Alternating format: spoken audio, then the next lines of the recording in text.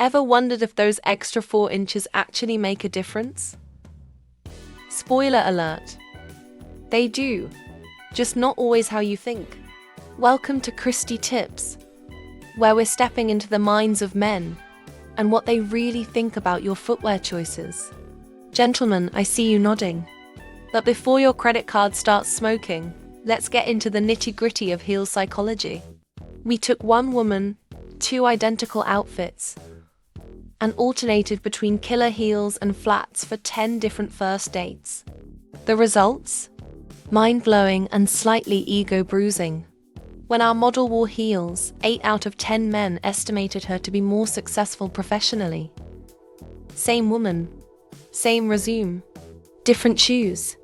One guy literally said, "She walks like she owns the building."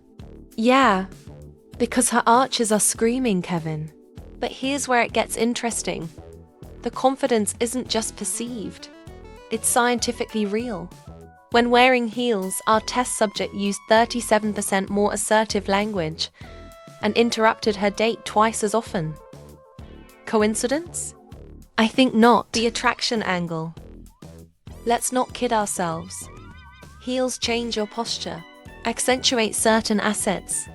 And yes, men notice. But here's the twist. In our experiment, men rated the woman in heels as more intimidating and harder to approach. One man literally waited for her to text first because he thought she was out of his league.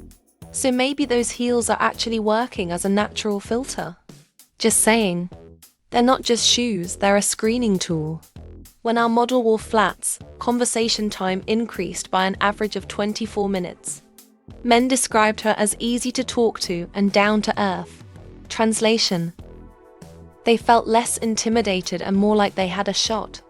But here's the million-dollar question. Are you dressing for their comfort or your confidence?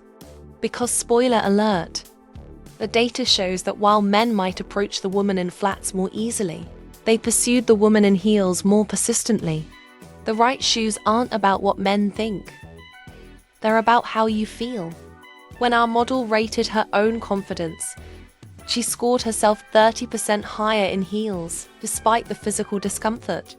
So maybe the real power move is knowing when to rock the stilettos and when to give your feet a break.